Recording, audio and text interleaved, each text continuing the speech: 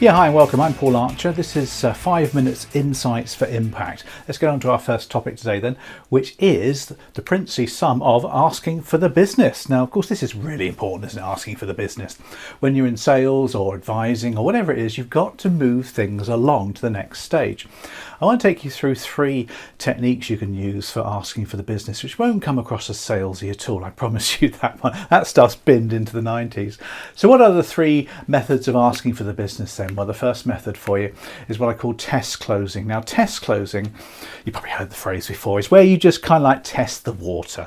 Ask the customer as you're continuing with the sales process how they're feeling, what are they thinking so far, how does it feel so far, what value are they seeing in what you're telling them, all sorts of different just testing the water questions. We tend to use the same one over and over again. Be careful of that. So how do you feel about that? Tends to be quite a common one. What do you think so far? What are you hearing so far? What value are you getting? So variety of questions really is the key, and that way you can find out whether it's a green light up there on the head, a green traffic light. So every now and then though, you do need to get a little bit more asky, if you like, rather than just testing the water, and that's what I call the Vicar close. Now the Vicar close is a bit of a change of the way that we look at things. I'll come on to that one in a second for you. The third one is my favourite, the assume close. So they're kind of like you build up to these things, lots of those, 1 or 2 of those and 1 of those at the end. So let's get into the Vicar close, because you're probably wondering what this one's all about, aren't you? Now here's a picture of a vicar. I think he's quite a celebrity vicar, I think, that chap as well. But the vicar, of course, or the celebrant, is the person that marries you, or a civil service, or whatever it is you're doing, a civil partnership or marriage.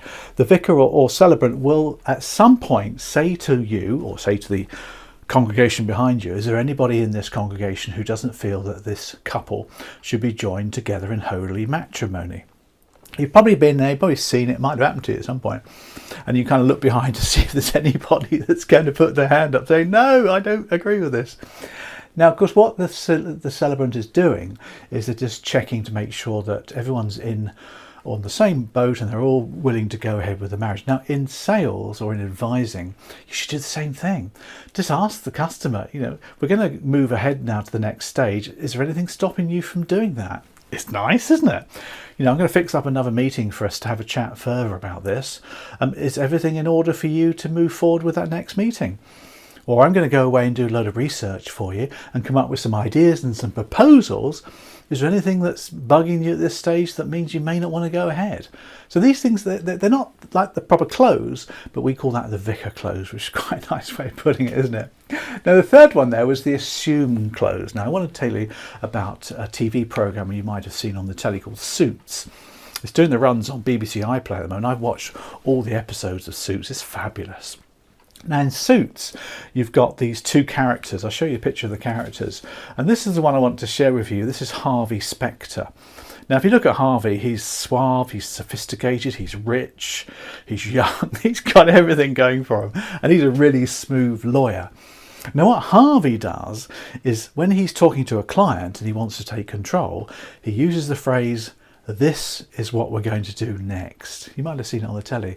This is what we're going to do next, and he assumes that the client's going to go along with them. So that's all you need to do. If you've done your test closes and you've done the Vicar close and you know the customers behind you, they've got no problems at all with it, just assume they're going to go ahead. You don't need to do any more than that.